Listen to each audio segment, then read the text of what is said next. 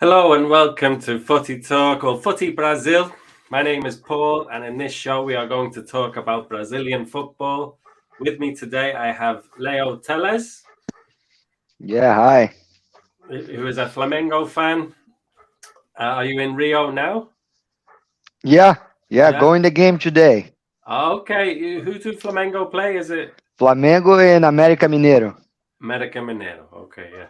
The last place of Yeah. the But they of were the in the table. semi-finals of the Copa do Brazil. Yeah, America. they are almost, but they lost to Corinthians Oh, sorry. Oh, sorry. in The quarterfinals. yeah, they were in quarterfinals and lost in penalties. But it Yeah. was a tough game. Yeah. A Oh, tough to okay. So watch you're because it both. was a horrible game.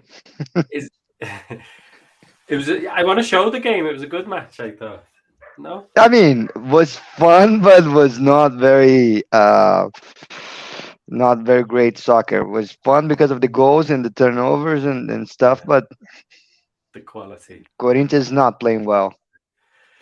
Yeah. And Raf. Hello, Raf. Yeah, hello guys. Yeah. How are you? You have your Palmeiras badge. I see. Yes. Yeah, I've got it. Yeah, I'm fine. Yeah, well, I cannot say the same about Palmeiras. We're not doing well at the moment. No. Not a great season. Leo wants to talk about Palmeiras. Yeah, I Also. want Yeah, you to explain the downfall of Palmeiras. Yeah. yeah, We also want to talk today about the Brasileiro. We will talk about some of the young players in Brazil who are signing for Barcelona, Victor Roque yeah, and Yeah, Endrick. Endrick has signed for Real Madrid. yes, Yeah. So we will look at them. We will look at Botafogo, who are leading the table, and maybe talk about the CBF and Fernando Diniz and Denisismo. Denisismo, his style of football. yes. So, first of all, let's talk about the Brasileiro. And if we look at the table, it's a surprise, really, isn't it? It is a surprise. Did It anybody is. yeah. predict Botafogo would be so good? Nobody predicted Botafogo in first Yeah, place. Botafogo was really bad in the beginning of the year. They didn't even qualify to semifinals of the state championship with mhm, normally the four big teams from Rio go. So they didn't even qualify. All the fans was asking for the coach to leave. People didn't like the coach at all. No. Botafogo was playing really bad, losing to most of the teams, even like smaller teams. But at some point, I don't know what was the turn, but they are playing really well, really really well. They won against Palmeiras, playing in São Paulo, playing outside. Uh-huh. Away game, they won against Grêmio. Away game two, they won against Flamengo, having one player less. So I was in the stadium, and Botafogo team impressed me. The way they play like a very unite team. They play very well together. They know how to mark. They are very good defensively, and they know how to counterattack. They have like a really great striker, Chiquinho Soares, who's the best player right now in the moment. Yeah. They are in the best shape since 2007. 2007 was a really great year for them. They are considered like the best soccer, best football in Brazil, Hmm. at and they stayed the first place until the 17th round. But after that, was everything went bad. So So that's the that's question now, isn't it? So what round? We are in round 15. we Gremio are are in playing. round 15. They gonna be first place until like at least two more rounds, so they're gonna equal the same result of 2007. But Botafogo players, Botafogo fans, they are very superstitious. Even though they are playing well, even though they're in first place, they don't wanna consider themselves as candidates to win the championship. They don't want to say, they don't want people to say it, because in 2007 was the same thing, and they are very known to have bad luck. So they know that everything bad that can happen to them will happen to them. So they I are see. very skeptical. Yeah. They're kind of similar to Atleti fans. Atleti Madrid, they call themselves pupas, like the ones without luck. Yeah. So they are pretty well like that. Yeah. But they are playing really, really well. I mean, tactically, the way they mark, they defend themselves are Mhm. really, really effective. It's the Uh, as you say, the defending. They have only conceded 7 goals in the Yes. league, yeah, and yeah, I was looking back at their results, and they don't concede. Yeah, they like the yeah. 2-0, 1-0, 2-0. I was really impressed when I went to Maracanã Stadium, the match against Flamengo. They have a red card, Mhm. so we had at least half of time to win against them. But even with one player less, they scored a goal against us because they are playing really, really well defensively, and the counter attack was really impressive. And we are in not in our best moment, so but was really impressive. The things that they are doing are really impressive.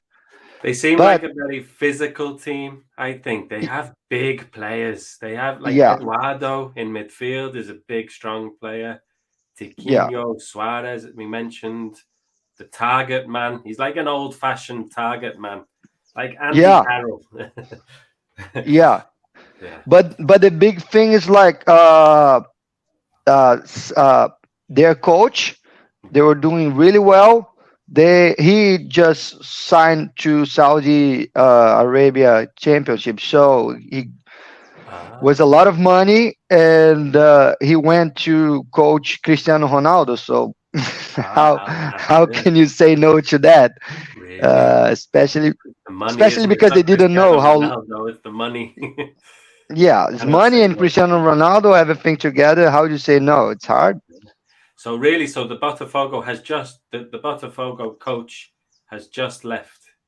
Yeah, I mean, it was a couple rounds Okay. ago, but it was recent. It was like last month. Ah, So okay. everybody was expecting, like in 2007, yo, you see the coach left, so now it's going to be the downfall of Botafogo. But they kept winning. And after the coach left, they won against Grêmio Mhm. and Palmeiras and other matches as well. So they're really impressive. Yeah, I'd like to just show the striker, Tiquinho Suarez. You mentioned he is maybe the best player in Brazil at the Yeah, moment. And the title of this video is The Best Player in Brazil. And yeah. yeah, he's an interesting player. Big. He's really strong. He's Mhm. really intelligent. He What do knows you how think to. about this? The shorts. Oh, I think it's nice, like playing with really short shorts. Yeah, But I like think old he school. turns them up, doesn't he? Like I Yes. Yeah, see Sergio Yes. Ramos sometimes on his Instagram videos with the shorts up. I, yeah, it's his I don't like style. it. It's quite traditional, but why not? I suppose why not? But the shorts in the past used to be really short, Exactly. tight. Yeah. Yeah, But it's like yeah, he is like turning them up to make them shorter. What lots of players do now. You don't see it so much in a match, but maybe when they are training, yeah, they roll the shorts up. Yeah. Anyway, he's a big yeah. striker. It's his thing. But Yeah. he's really good. Yeah. Many consider him to be like the best player in the championship right now. Because he drops deep, doesn't he? He drops deep and gets involved in the midfield. Yeah, yeah, and he know how to dribble, how to pass, how to shoot. He's very strong. He's very That's dedicated. He know how to defend as well. So he's the one starting the defensive line. Yeah. Yeah. Important for the striker. Yeah. That was a nice finish. Yeah, that game I was there. Oh yeah. and watch. What score was it? And I we lost to them. I don't know. I think it was 3-1 for them or 2-1 for them, something like that. But was the day that they really impressed me because seeing at the stadium, see how they play like a line, very aligned, and they very well together, compact team. The way they defend themselves was really impressive. Was really impressive. Was really effective. When I was researching them, a player called Segovia. Ah, Segovia. Segovia is kind of like a, how I'm gonna say, people love him, but it's like a talisman, you know? Yeah, he's a Yeah. winger, So isn't he? Is he from Paraguay? Yes. I Yes. yeah. Yeah. He's like a tricky little winger, yeah. But when I Yeah, watched the old, I thought he was okay. He was a good player, but I think there's more of a reason why Botafogo are doing well. Yeah, I mean, because Botafogo knows how to defend themselves, so sometimes they don't have a lot of chances when go forward. So they need a very effective striker, and he's this guy. You know, Mm, they don't have some games, some matches they don't have many chances forward, so he needs to score. So yeah, he's the guy doing that. he is. He's a good player. He's a good player. So Botafogo are doing well, but Palmeiras. Go on, Raf. Do you have something to say Oh, yeah, about yeah. I have Botafogo? something to say about the new Botafogo manager.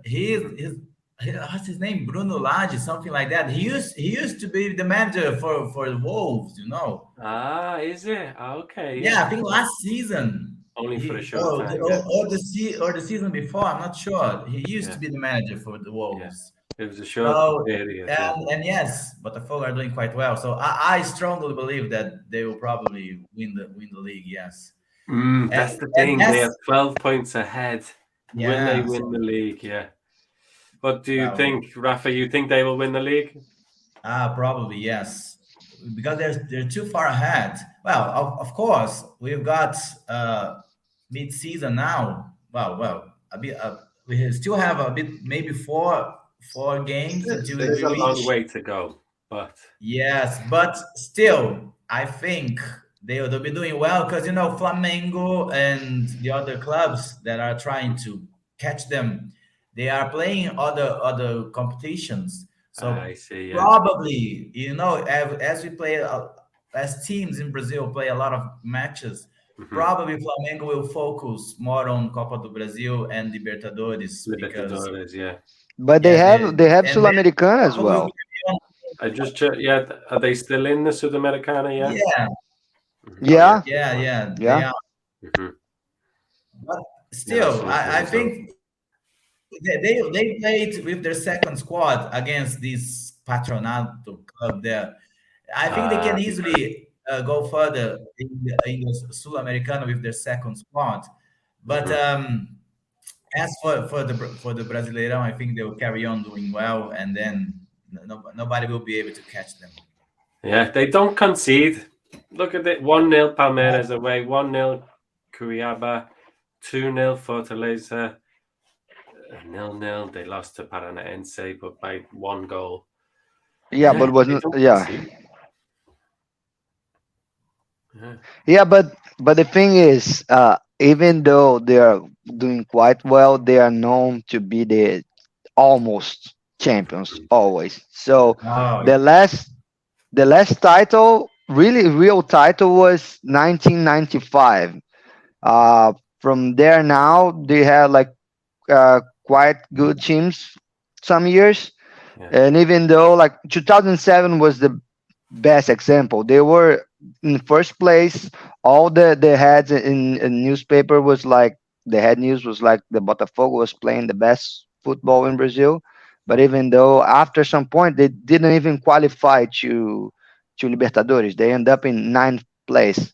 Wow. So, and they were a very very remarkable game Mhm. uh, in Sul-Americana that year against River Plate. They are winning in Argentina by 2-1. with one player more because River Plate had a red card, and they took like 3 goals in 20 minutes, and they didn't qualify, and was very very awful for them.